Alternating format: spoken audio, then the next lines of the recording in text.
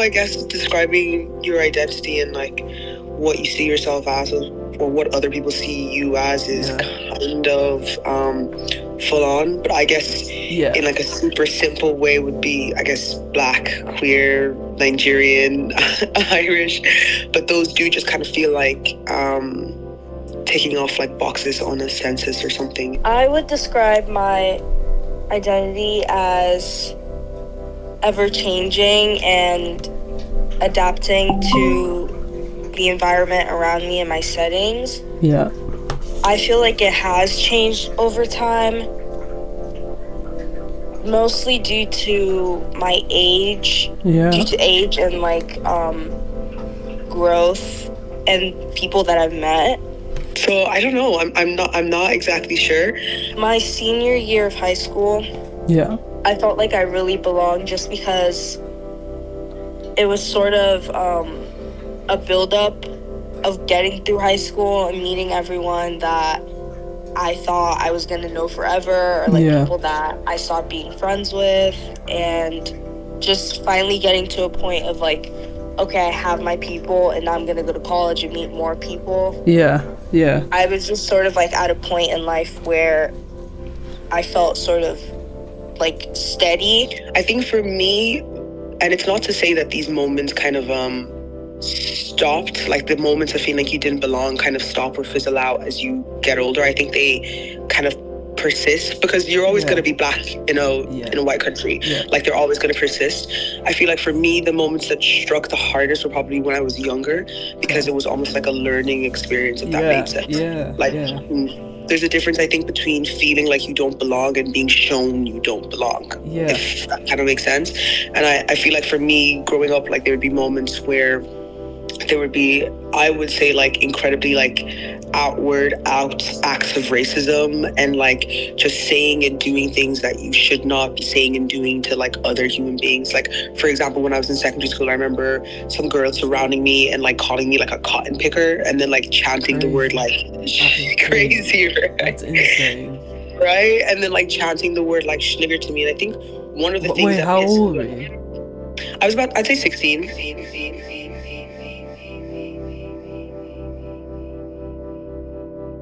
I feel like a lot of like modern day American culture or politics is heavily influenced by the Middle East. And also I feel like right now, like UK politics, I feel like our president is sort of leaning towards this, what's the word I'm looking for? Monarchy. Yes, he's leaning towards a monarchy, which obviously the US does not like. But some people kind of try to forget that fact. I don't know if we sort of influence other countries. I feel like we definitely do. I just can't think of any way that we are influencing other countries. I think even in terms of politics, I think the biggest one would probably be America.